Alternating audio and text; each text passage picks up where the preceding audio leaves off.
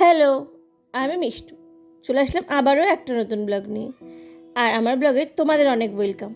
এর আগের দিনের ব্লগটাতে তোমরা দেখেইছিলে মার যজ্ঞ আর 108টা প্রদীপ জ্বালানো হয়েছিল। আর আজকের ব্লগে তোমাদেরকে আমি দেখাবো যে মার ভোগ আর আমাদের অঞ্জলি দেওয়া। ভোগ আর অঞ্জলি দেওয়ার পরে দেখো রান্না ঠাকুর চলে এসেছে, তাই আমরা এখানে রান্না ঠাকুরকে একটু হেল্প করছিলাম, পনিরটা কেটে দিচ্ছিলাম আর আমসত্ত্বর জন্য আমসত্ত্বটা ভিজিয়ে রাখার জন্য আমসত্ত্বটা খুলে নিচ্ছিল আমার বোন, আর আমি এখানে পনিরটা কেটে নিচ্ছিলাম। এতটাই দেরি হয়ে গেছে যে আমরা এখনও প্রসাদই খাইনি। ওইদিকে সব জোগাড়জান্তি করে দিচ্ছি আর এদিকে উর্মি সবাইকে প্রসাদ দিচ্ছিল। সব প্রসাদগুলো উপরেই ছাদে নিয়ে আসা হয়েছে, কারণ তোমরা তো জানোই ঠাকুর ঘটে প্রসাদ খেতে হয় না।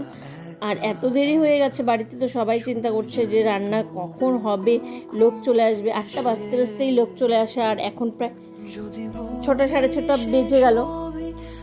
তাই আমাদের প্রসাদ খাওয়া পরে হবে, আগে রান্নার এদিকে জোগাড়টা করে নিই। তো আজকের ব্লগটা লাস্ট ব্লগ পূজার। তোমরা কেমন লাগলো অবশ্যই কমেন্টসে জানাবে। আর ভিডিওটা ভালো লাগলে একটা লাইক করবে, একটা শেয়ার করতে ভুলো না। সবাই ভালো থেকো, সুস্থ থেকো, সাবধানে থেকো। গল্প করতে করতে চাটনিও হয়ে গেছে, মটরও সিদ্ধ হয়ে গেছে।